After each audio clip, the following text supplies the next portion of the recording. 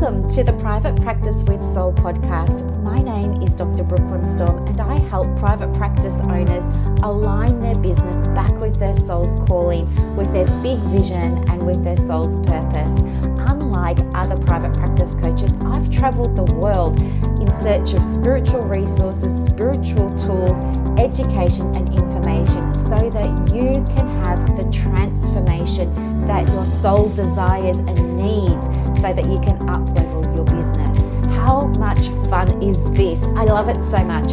Guys, if you're not already a member of the Private Practice Monthly Mentorship Group, please check out the show notes. I would love for you to be there. In the meantime, thank you so much for pushing play today. Let's begin. Hello everybody, and welcome to another episode of the Private Practice with Soul podcast. I am so pleased that you're here. My name is Dr. Storme. I'm the host of the show. I want to say thank you very much for pushing play on another episode, and of course, a very warm welcome to all the new subscribers this week. It's so lovely to have you here. So, as you'll know from previous episodes, I recently, just 2 weeks ago now, opened a group called Australian Counsellors in Private Practice Online. It's a group on Facebook. And what we do in that group is every Wednesday at 12:15 Australian Eastern Standard Time, I jump into a Zoom call for anybody in the group that wants to come along and get some guidance around things to do with private practice. And one of the things that came up a lot was around getting referrals. And so, you know me, I'm very efficient. I act very quickly. When I'm good at tapping into flow, everything comes really easily and naturally. And within 48 hours or 72 hours or something like that, I put together a whole masterclass for people on how they can get referrals. And I even included a workbook, and I provided them with a tool that they can use to create their very own referral action plan, and invited them to email me their referral action plan so that I could give them some feedback on it. So I love helping, but there are a couple of issues I think that arise when it comes to getting referrals in your private practice, because what I've noticed, and maybe this is you, I don't know, this might be an uncomfortable episode for some of you to listen to, is that even when somebody is offering you free help, no strings attached help, putting together big masterclasses for you, using their own time to do it just because they want to help, putting together beautiful workbooks for you just because they want to help, and offering to even go the extra mile in terms of supporting you by, inviting you to share with them the work that you're doing in terms of putting together things like a referral action plan, because it's her highest intention to help you generate those referrals. And yet there are so many people that either didn't register, or they didn't attend, or they didn't do the work, and yet they will still contact me and say, how do I get referrals? So I thought this was really interesting. And you know what? It's something that happens if you are like me and you run groups and you offer to help people with stuff. You'll often find that people raise their hands and say, yes, I can't find any referrals, for example, and so you put together all this stuff to try and help them, and then it's crickets, and then they'll come back to you and say, oh, I still need help with this. It got me thinking, what is the energy here? What is the energy here? And so I'm a big believer in law of attraction. I'm a big believer in your vibe attracts your tribe. I'm a big believer in what you put out into the universe, you get back. So of course, after I did this masterclass, so we had maybe about 100 people in private practice, mostly women, say that they were really struggling with getting referrals, and they registered for this masterclass. Now, 33 of them attended and all watched a replay. So what's happened to the other 67? The other 67 are contacting me in private messenger and by email saying, can I help them because they're struggling, etc., etc. I'm giving them access to workbooks, to audios, to transcripts, to, masterclasses and everything, and they're not following through. So I'm having a look now at what was the energy I brought to this, because I want to know, was there something that was out of alignment between my energy and that of my, soul client? So I was thinking, okay, how did I come into this? And, I got out my notes, and I always begin everything, like even this podcast today, I began by setting an intention. So I had a look over my notes for supporting women with getting referrals for the practice. And what I'd written down was that it was my intention to see the greatness in these women and help them see the greatness within themselves so that they could begin to speak to clients in a way that resonated, that felt good, that felt uplifting, and just make the whole, process of attracting referrals feel very easy and light and in flow. So that was the energy that I brought back to it. And, to be honest, the 33, I think it was nearly all women that attended the masterclass and or the replay, they've done well, but not all of those 33 women followed through on implementation. They didn't take action other than listen to the recording or, sit on the masterclass.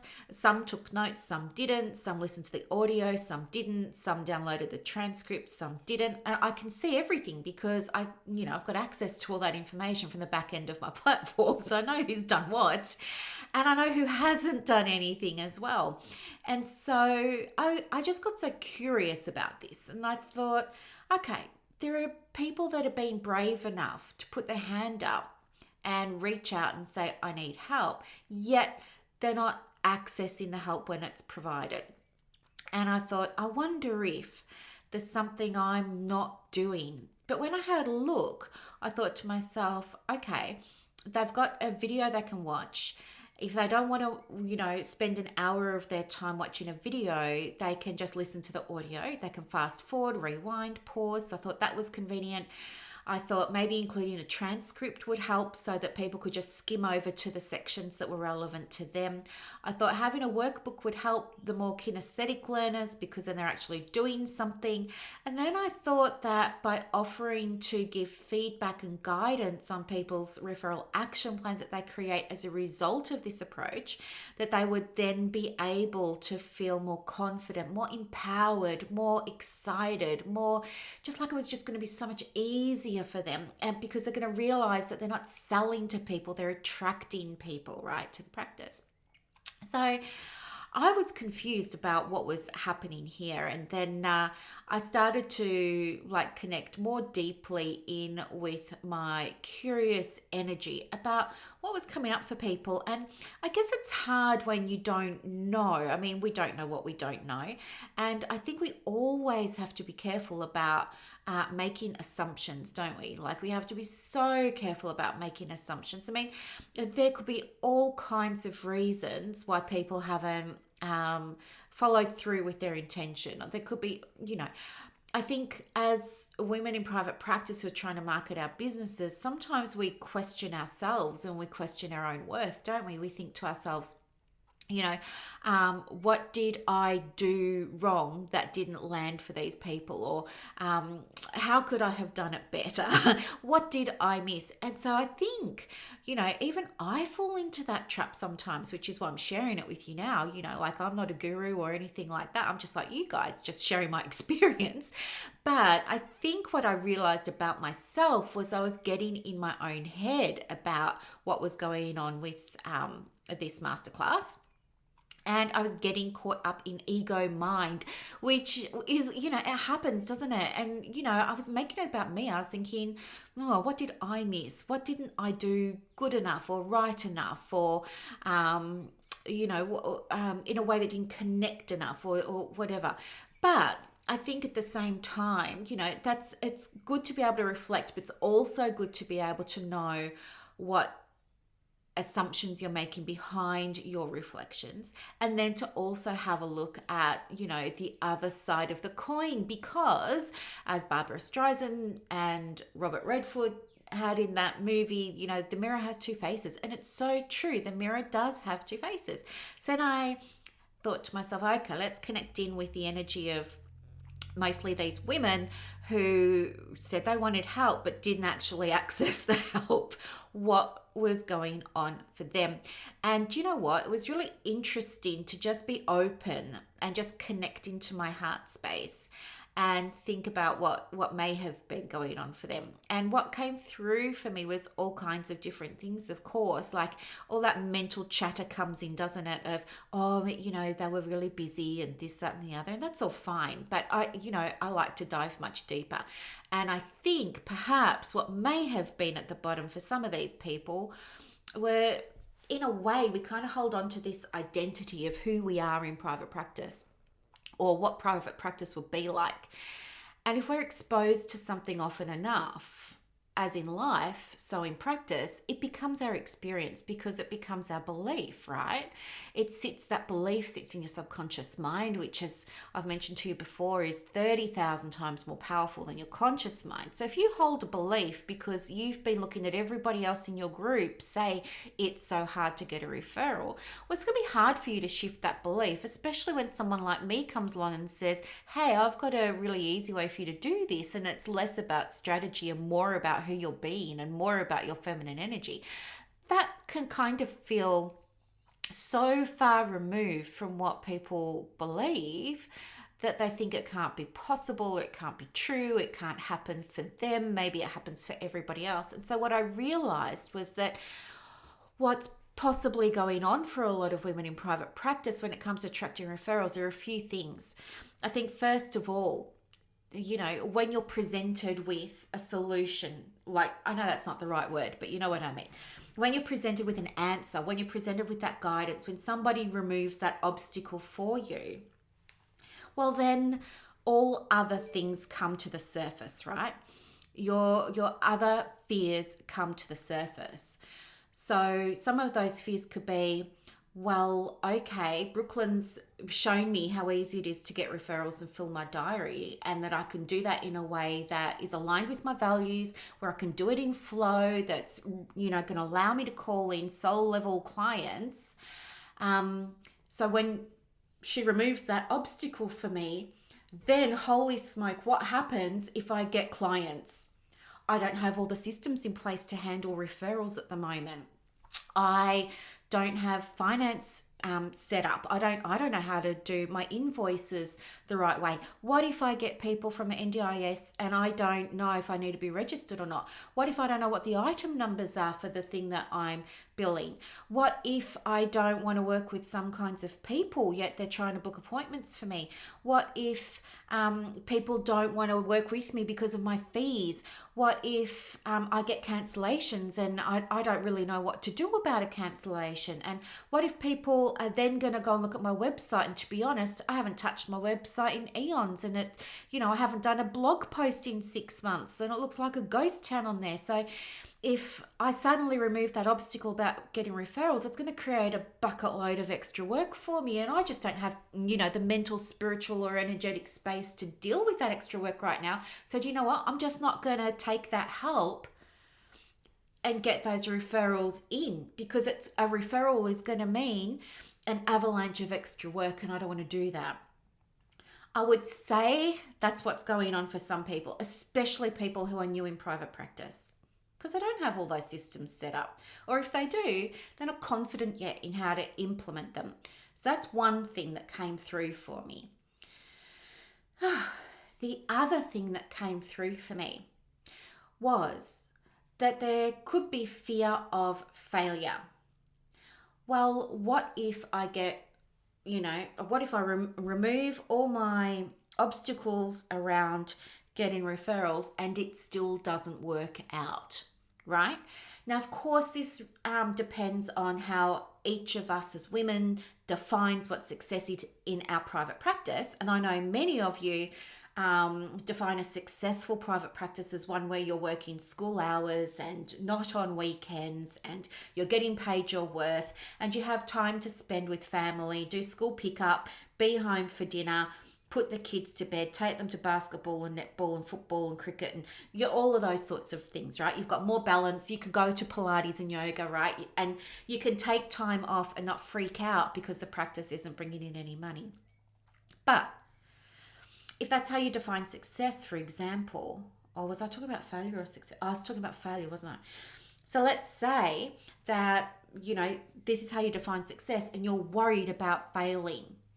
So you're thinking, well, if I use Brooklyn's approach and I fail, what's that going to look like? Well, that will mean that, I'm not available to pick up Johnny from school or Tabitha from school, and I can't take them to ballet and cricket and football because I'm stuck at the office doing admin, or I'm stuck at the office writing NDIS reports, or I'm stuck at the office with late clients or clients who need emergency appointments, or it means I'm accumulating debt because I don't have good finance policies and procedures in place. And so I'm working my bum off, but I'm not seeing any of those successful results coming yet, financially speaking. Or I've got all the referrals I ever dreamed of, but I'm exhausted. I never knew it was going to feel like this. I'm tired. I go home and I just want to be left alone now, but the kids and my partner just want to bombard me because they haven't seen me all day, and now I feel guilty because I want some peace and quiet because I've had people at me all day dumping their stuff on me, and now I've got to come home and I've got to get bombarded. And it's the guilt of being a partner, the guilt of being a mother, and wanting that time to myself. How do I deal with that, right? Just for example, I know it's not like that for everyone, but I'm just giving you some examples of what came through for me. And so I think if you're afraid of success in your private practice in the way that you define it, then you're not going to take action in getting the help that you want to create the successful practice. And if you're afraid of failure in your private practice, well, again, you're not going to take action when that action comes served to you on a silver platter. I mean, I don't know any other coach. Honestly, I do not know any other coach in private practice that puts together whole entire masterclasses, workbooks, offers to give you feedback on your action steps, supports you in wanting to implement them, and gives you a free community to do it all, plus bonus rates. I don't know anybody else who's doing that. What is the reason that you're not taking action? It's going to be fear of failure or fear of success. And I bet my bottom dollar that behind either of those major fears, there's going to be something else, like a limiting belief, right? And that limiting belief, I'm just going to take a stab in the dark here because it will land for some of you, is going to be like, I'm not good enough. I'm not worthy enough. I'm not deserving enough. It'll be something like that. I bet. So what happens is and you're saying, well, I can't have this successful practice because I can't find any referrals. That then becomes your safe space. And when I take that away and say, no, well, actually you can, then you freak out. And so what happens is you want to stay in this safe space, and you want to stay in the space of being like everybody else and saying, I can't get referrals. And what happens then is you become stuck, right? But in reality, there's always a fork in the road. You get to choose, because energetically, you are in control of your practice every step of the way, whether you're in partnership or not. You are in control of your private practice. And so you get to choose. Am I going to work through my fears and my limitations and my obstacles so that I can continue, and create this beautiful practice that I want? And you know what? Money isn't always the driver, is it? We don't all want to be millionaires. We don't all want the 7-figure practice. We don't all want massive teams at multiple locations. There are a lot of us that just want to simplify things, right? And do things in a more heart-centered way. So think about that. Or you can say, no, I'm not ready for that transformation yet, so I'm going to stay here. And you know what? If you choose to stay there, you're caught in, paralysis. Like nothing is going to change for your practice. And how you feel today is going to be how you feel next week and the week after and the week after and the week after. Until you get to the point where it's so painful for you in that space that you need to take an action, right? Or until you see the benefits of what's available to you on the other side, that then becomes so enticing for you that you then want to take action. But you must do something, because I see 100%, I see the greatness in you. I do.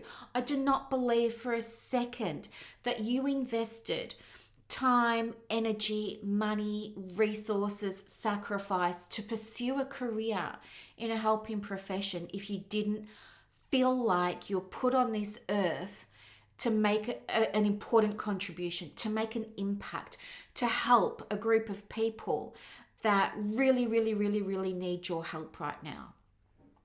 Right? I see the greatness in you.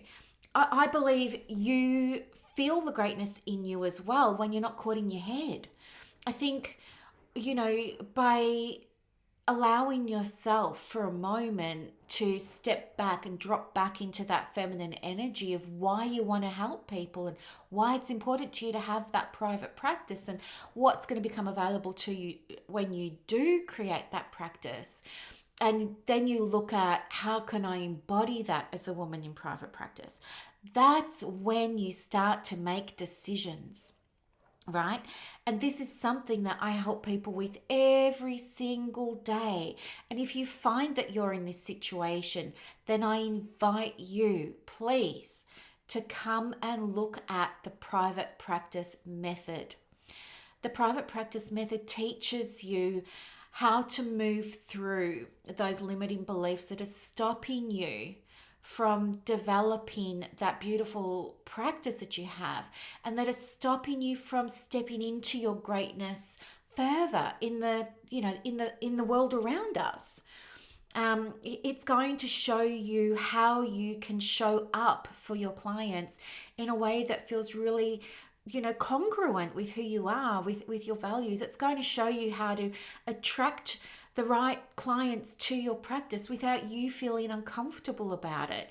It's going to show you how to connect with those people on deeper levels, on energetic levels, on levels that resonate with them and that feel so aligned with your values. It's going to show you how to dismantle some, stories that you've created over the years, maybe through life, that are now affecting your business. Because energy is energy, right? It doesn't just stay in one spot. Like the energy that you have at home impacts your business. The energy you have in your business impacts your home. The energy you have about you and who you are impacts all areas of your life. You know this. But at the moment, it's very possible that you're dimming your light through fear. And I know that I can help you start to turn the brightness up again in a way that feels safe. I want you to know that I can give you that safe container to explore more deeply the things that are going on for you at your soul level, so that you can work with your soul level clients. But the only way to connect with me in this space is through the private practice method. And so hit pause now and jump to the show notes, tap private practice method and go and check it out. Come back to this podcast if you want to, or not, that's fine. But hit pause and go and check it out now. Do yourself that favor. You are the only thing that's getting in the way of you embodying and stepping into the version of you that you need to be for yourself and that your clients are longing for you to be, right? We need you to be able to feel more comfortable taking off this cloak, taking off this coat, taking off this shell, if you like. And this is the way to do it, okay? The method only opens once a year because it's a 12-month program, okay? So enrollments are open now. We start on the 9th of January. It's a course. Each month you're going to start with a new goal and you're going to complete that goal. We have guest speakers coming in to support you work on a soul level, an energetic level, a practical level as well. Make sure that you have, that safe set of foundations in place for the practice so that it's safe for you to be successful, and so it's safe for you to, get things wrong and err. Not that I believe in getting things wrong. Everything happens. It's a lesson. But this is a safe way for you to do that. So I'd encourage you to take that step, hit pause, go and have a look at the method and email me with any questions. It's only open to 5 women in private practice, and two women have taken spots already. So there's 3 places left. All right. And I would love the opportunity to take your hand, support you for the next 12 months with lots of coaching on demand as you need it to help you get the shifts that you need. Because I see the greatness in you. I know that you can do this. You just need guidance and support and a safe place to land. Okay? I'm giving you that now. The rest is up to you. It's your decision. It's your fork in the road. Thank you very, very much for being here today. Thank you very much for listening. If you have any questions, reach out. I get back to all of my emails. Have a beautiful Wednesday, everybody. I'll talk to you later. Bye.